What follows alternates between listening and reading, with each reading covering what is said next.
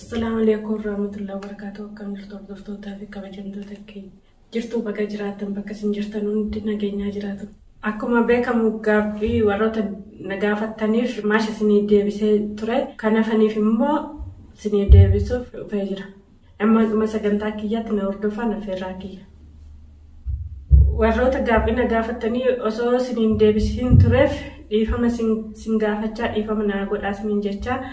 أما قابي كيسان سنيف ديبسوف وفجرا قابي وان نتباي أتف قياتا كون ديبسو وان اندندين أما قران نمان قرا قابي تسين دبرس قابي تانو كان نقافته الماس ومن سيسا قابي تو كفا أمانتي كي درات ديبي أو تو أمانتي كي جيرو باتي كان الريمبوتو جت قابي لما فا أمانتي كي درا مال تربينتمو أرتدوسي آيت أمانتين كي يكن درا أرتدوسي توري Gaabii sadaffaa maatiin kee akka hajjiin fuudhe dhagaamuun dhageenye yoo dhagaan maal siin jedhanii jette maatiin kan koo akka hajjiin fuudhe hin beekanii dhageenye waan irraa quba qaban hin qabani. Gaabii arfaffaa osoo hajjii walitti deebina siin jedhee itti deebitaayinaan jette. Gaabii kana durallee siin deebisee ture osoo amma niitii isaa baasee amala isaa sirreeffatee nadeeffatee ooman deebi'aaf osoo ishee of jalaan baasin immoo garuu hin deebi'uuf abadan. Gaabii shanaffaa hajjiin fuudhee isaa erga dhageessee maaltu sitti dhaga'amee naan jette. Fuudhee isaa erga dhaga'ee baay'ee rifadhee ture garuu homaa gochuu waan hin danda'amneef homaa gochuu hin dandeenye rifadhee dhuman dhiise. Gaabii taanu kan na gaafate Dubaay. Assalaamu alaikum warahmatullahi wabarakatuh. Caaltu hedduu nama gaariidha hati. Jabaadhu siin jechaa gaabiin koo tokkoffaan imaan dhugaadhaan gooddanyaa kee turte. Ajjii terumuushiitiif maaltu sitti dhaga'ameet. Imaan gooddanyaa kiyya turte gooddanyaa keessaa yoo kan natti aantu turte baay'ee kan natti dhiyaatu turte imaan. Gooddanyaa koo taatus gooddanyaa koo taatee na jala garagalte ajjii terumuushiitiif baay'een ishiitti gaddaa rabbiin hojii ishiifaa kennuun jedha. Gaabiitti aanu kan na gaafate Masii Aleeksaa. Caalee koo baay'een si jaaladha. Ati maaliif ifaa keessaa dukkanatti deebite? Haadhoo koo karaa dhugaa jireenya gooftaa Yesuus malee hin jiru. Amma yeroon fayyinaa kan jireenya bara baraa caalu hin jiru. Okkee bulitti kiyya baay'ee galatoomii yaada kennaa ibsuu keetiif baay'ee galatoomii siin jedha. Abbaan amantii kan fe'e hordofuun mirga isaati. Yaada kennachuu keetiif galatoomii ulfaadha. Gaabii taanu kan na gaafate Oromiyaa biyya koo. Assalaamu alaikum rahmatullahi wabarakatuh. Erga biyya galte osoon dura hojjedhee itti dhaga'ame maaltu jira? Ergan galee wanti natti dhaga'ame otoon biyya Yaman keessa taa'ee hojii tokko uummadhee galee akkasitti dasna jedhaayyuu waan sanatu natti dhaga'ame. Warri biyya biraa jirtanii osoo biyya keessan hin galii hojii tokko uummadhaati waan irratti galtanii hojjettan akkasitti galaa malee zimmi jettan hin galiinaan isiniin jedha. Osuma biyya sana jirtanii warroonni biyya alaa jirtan warroonni biyya ormaa jirtan biyyuma sana taa'aatee hojii karoorfadhaati. Jalqabsiifadhaati itti galaan isiniin jedha malee anayyuu gaabbinatti ta'eera kun otumaan kanan karoorsa kanan hojjetadha jettanii karoorsitanu birriin keessan sin jalaadhuma achuma taa'aati hundayyuu mijeeffadhaati galaan isiniin jedha kun dhaamsa kiyya. Gaabii taanu kan na gaafate Zeed. Assalaamu alaikum warahmatullahi wabarakatuh. Caaltuu koo baay'een si jaaladha dubartii biraatiillee fakkeenya kan taatedha. Ati maashaallah maaliif yoo jette wanta baay'ee dandeessee keessa kuttee dhugumatti atajjii dhabuu kee hin gaabbini. Ati garuu dhugaan jaalatta waan ta'eef inni garuu nama dhugaan jaalattu dhabee. Gaabiin koo tokkoffaan mee maalirra jirta? Amma garuu amma tumaarraa hin jiru gara fuulduraatti rabbuma beekaani garuu hojii uummadha jedhee yaadaa jira. Ajjii walitti deebi'uun feetaayetti ajjii walitti deebi'uun fedhu. Gaabii lammaffaa warri kee akkasii minnaa qabatan kakaasii baay'eenis jaaladhaa jette. Inshallah rabbiin nuuf alaafisuu du'aayinaa godhinan jajjabeessaan. Waan nama feerteef galatoomii hangaafiin koo tokkoffaa ati dhalattuu eessaati? Ati dhalattuu eessaati kan naan jetteef ani dhalattuu Ambooti. Lammaffaa jiruun biyyaa akkamii?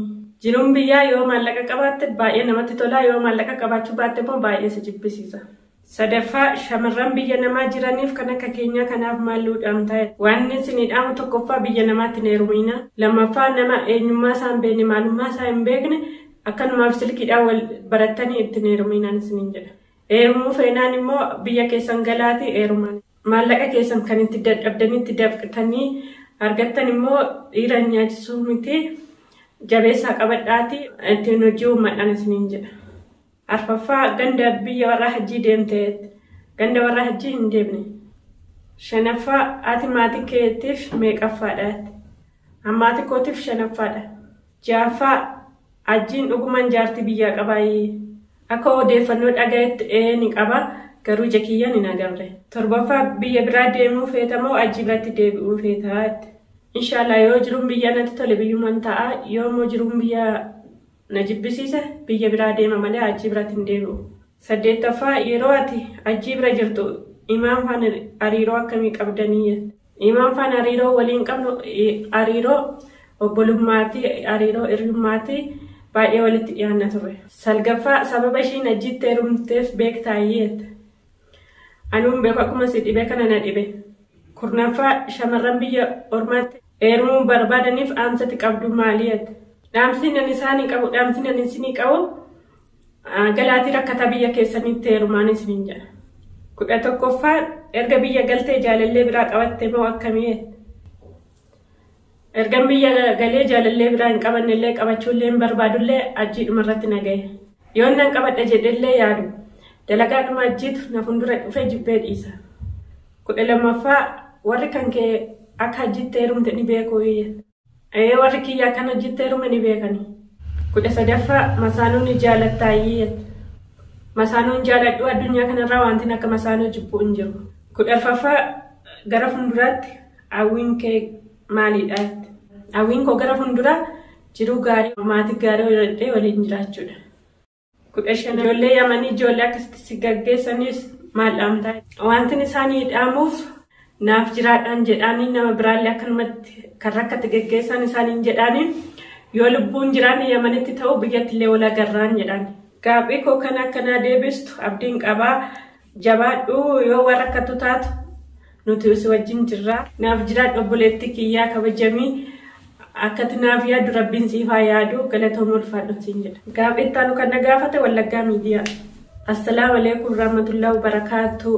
Akkami caaltu kiyya gaaffii baay'ee hin qabu. Tokkoffaa ati maaliif hajjii biraa galuu murteessite? Wanti isa biraa galuu murteesseef ilmoo dhaluun barbaadu, hojii hojjechuun barbaadu. Kana biraan dubartoota biraa gadi hin taa'u. Kana biraan jaartii biyyaa qaba dhaga'ee kanaaf isa biraa galuu murteesse. Lammaffaa erga biyya galte yeroo hajjiin jaartii biraa fuudhu maaltu sitti dhagahame? Gaaffii kana duraa isinii deebisee jira narri fadheen nan gaddee kana boodamaa gochuun hin dandeenye. Gaaffii itti aanu kan nu gaafate Zawudaa Oromoo. Assalaamu alaikum warahmatullahi wabarakatuh. Caaltuu keenya baga rabbiin maatii keetti nagaan si galchee. Okkaatillee galatoomuu ulfaadhu sillee rabbi nagaan isaa galchuun siin jedha. Gaaffii itti aanu kan na gaafate Assalaamu alaikum warahmatullahi wabarakatuh. Caaltuu koo amala qabeettii koo gaaffiin koo hajjiitti deebi'uu yaada qabdamoo nama biraa wajjin jireenya eegalteerta. Hajjiitti deebi'uu yaadan qabu nama biraa wajjinis jireenya hin eegalle. Gaaffii itti aanu kan na gaafate Imaan. Assalaamu alaikum warahmatullahi wabarakatuh. Caaltuu koo jabaadhu mataa kee ol qabadhu deemi waan tokko sitti hin dhagahamiini. Abshirii galatoomuu ulfaadhu ishii mataa koo gadi hin qabadhu mataa koo ol qabadhee deema. Gaaffii itti aanu kan na gaafate Samuu Yajmaaliji. Assalaamu alaikum warahmatullahi wabarakatuh. Gaaffiin koo tokkoffaan ati biyya galtee hookalaas yoo nikaa sirraa qabaate garuu itti deebi'ii wajjin jiraadhu. Nikaan irraa qaba garuu isatti deebi'ee isa wajjin jiraachuu hin barbaadu. Itti aanu kan na gaafate Jaalannaa Walloo. Gurbaa qocaa kana ofirraa dhiisii naan jedha. Ani qaraa dhiyaaf itti aanu kan na gaafate Basilaaf. Hajjiin dhugumaan imaaneef fuudhee moo piraankiidha? Piraankii miti dhugumaan wal fuudhanii dhugumaan nikaa hidhatanii jiran. Gaaffii itti aanu kan na gaafate Haadha Fanqalloo. Gaaffii tokkoffaa dhugumaatiif hajjii wal dhiiftan moo piraankii nu godhaa jirta? Piraankii miti dhugumaan wal dhiisnee jirra. Warri Yaman kun piraankii heddummeessaa dhugumaan wal dhiisnee innillee dhugumaan fuudhee piraankiillee miti. Gaaffii itti aanu kan na gaafate Iyyasuus Abdii Jiraataadha. Dura hajjii wajjin akkamitti wal bartanii? Akkatti hajjiifaan wal barre karaa irriitti kootiitiin wal barre. Amma hoo biyya jaalallee qabaattee jirtaa jette. Hin qabannee qabachuullee hin fedhu. Gaaffii itti aanu kan na gaafate Addis Gammada. Tole baga nagaan dhufte caaltuu koo. Obsituu koo gaaffiin koo tokkoffaa erga biyya galtee biyya biraa deemuu hin feene. Gaaffii kana durallees ni deebisee jira yoo biyyi tole biyya taa'aa yoo biyyi jibbisiise biyya biraa deemuu. Lammaffaa biyyuma ilaaluuf moo ajjii biraa deemuufi ajjiidhuma biraa deemuufi. Gaaffiin koo kanuma galatoomii jettee atillee galatoomi. Gaaffii tanu kan na gaafate Khadija tokkoffaa ajjiin ni kaasirraa buuse moo? Gaaffii kana duraas ni deebisee jira ni kanarraa buusnee ni kaasirra jira. Lammaffaa biyyatti maal hojjechuu barbaadda? Yoo na danda'ame daldala kan hojjechuu barbaada. Gara fuulduraatiif itti yaaduu jira. Gaaffiin kan na gaafate ani gaaffiin qabu baga jiraatte. Atillee baga jiraatte. Gaaffiin kan na gaafate Zabiba Addis. Assalaamu alaikum warahmatullahi wabarakatuh. Baga nagaan dhufte caaltuu koo. Abshir mucitti biyya kiyyaa ati qaalii namaati. Gaaffiin koo tokkoffaan ati ajjiitti deebi'uu feetamoo akkamiitti? Deebi'uun fedhu. Lammaffaa ajjiin fuudhuu isaatti maaltu sitti dhagahame? Gaaffiin koo kanumaa amantii kee jabeeffadhu Rabbi si faana jiraate galatoome. Gaaffiin kan na gaafate Faatuma ajjiitti deebitamoo hin deebitu biyya ormaa wayyamoo Itoophiyaa wayyaa? Ajjiitti hin deebi'u biyya ormaarra biyyuma ofii wayya. Gaaffiin kan na gaafate Shumbee Tuuna. Erga galtee ati mee maaltu sitti dhagahame? Gammachuu guddaatu natti dhagahame. Ajjiirra adda ba'u maaltu sitti dhagahame? Gaaffii kana durallees ni deebiseera. Gaaffiin kan na gaafate Jamiilaa Tuuba. Assalaamu alaikum warahmatullahi wabarakatuh. Caaltuu baga nagaan dhufte. Jechaa carraa kana nuu kennuu keetiif galatoomi. Gaaffiin koo tokkoffaan ajjiin fuudhuu isaatti maaltu sitti dhagahame? Gaaffii dhiifama afaan hordoftootaaf kabajamtoota kiyyaa gaaffii wal fakkaatu dura deebiseera waan ta'eef irra deebi'een deebisu. Lammaffaa ajjiitti deebi'uuf yaada qabda moo ajjiitti deebi'uuf yaada hin qabu? Gaaffiin kan na gaafate Mabruuk. Wallaati nama jabduudha jabaadhuun siin jedha. Galatoomina yaaduu keetiif Rabbi isaa jaalatu. Gaaffiin kan na gaafate Aleetuub. Caaltuu bareedduu koo jarraa fi galatoomin siin jedha. Gaaffiin kan na gaafate Gadaa Gadiir. Assalaamu alaikum warahmatullahi wabarakatuh. Akkam jirta caaltu? Gaaffiin koo tokkoffaa gaafa ajjiin intala kana fuudhu maaltu sitti dhagahame? Gaaffii kana dura ni deebisee jira. Gaaffii lammaffaan biyya keessatti YouTube hojjechuun hin danda'amu.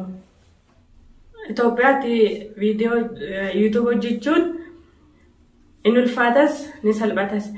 Gara baadiyyaatti ni ulfaata, gara magaalaatti garuu ni salphata. Baadiyyaatti ni ulfaata. Sababni isaas tokkoffaa maabiraatiin hin jiru, lammaffaa neetwoorkiin hin jiru, sadaffaa immoo uummanni illee yoo ati viidiyoo waraabdu sitti wacanii si jalaan callisanii kanaafuu baadiyyaatti ni ulfaata. Magaalaatti immoo ibsaan illee hin jira. Nama lessi waraabullee argatta kanaafuu magaalaatti ni salphata. Viidiyoo waraabuu naannoo gara baadiyyaatti naami jechuu dinnaan amma gara magaalaatti deebi'ee gara magaalaatti sini viidiyoo sini waraabuu jira. Baay'ee galatoomii ati nama miskiina jedhee jira. Atillee galatoomii. Gaaffiin kan na gaafate Miiliyyatu. Mee lakkoofsa kee kan WhatsApp asin ergiyeet. Lakkoofsa kiyya dhiifama faana si erguu hin danda'u.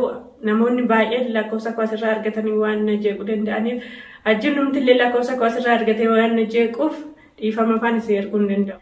Yoo dandeessi kan kennaa ergi anatu si dawwala. Gaaffiin kan na gaafate Wardaa Zakariyaa. Ani gaaffiin kiyya ajjiitti deebi'uuf yaada qabda moo yaani kee akkamii? Gaaffii kana siin deebisee jira. Lammaffaa fuulduraaf eessa jiraachuu feete? Ambuma jiraachuu fedha. Caalishaa mangistii namaa galatoomi carraa nuu kennuu keetiif. Ajjii wajjin adda baatan moo kan fuudhuu danda'eef dhiifama wajjin akkamii? Addalleen baanee garuu inni ni kaansanarra jira, inni garuu fuudhee jira. Gaaffii kan na gaafate Saadaatu. Baga jiraatte caaltuu kiyya ajjiin fuudhuu isaatti maaltu sitti dhagahame? Gaaffiin kun dura deebi'e. Gaaffii lammaffaa gara fuulduraa biyyumaa barbaadamoo akkamii? Gaaffiin kunis deebi'ee jira. Gaaffii kan na gaafate Iftuu Amete. Ajjiin jaartii fuudhaati. Fotoo isa wajjin kaate maaliif irra keewwattaa? Waan fotoo isaa irra keewwadhuuf mistiraa isinuu mistira beekaa wanti isinitti mun jiru mistiraa kan irra keewwadheera. Itti deebi'uu feetaayii ati nama gaariidhaa itti hin deebi'in. Man dalaganne wajjin hin jiraatiin. Yaada keetiif galatoomi. Gaaffii kan na gaafate Ayaat Hiluu. Caaltuu koo Rabbii jedhii namicha kana poostiin godhatiin. Yaada keetiif galatoomi ulfaadhu baay'een si jaaladha. Suura isaa icciitiin poost godhuuftu jira. Gaaffii kan na gaafate Burbur. Gaaffiin koo tokkoffaan ajjii wajjin hanga dhumaatti gargar baatamoo sobaa.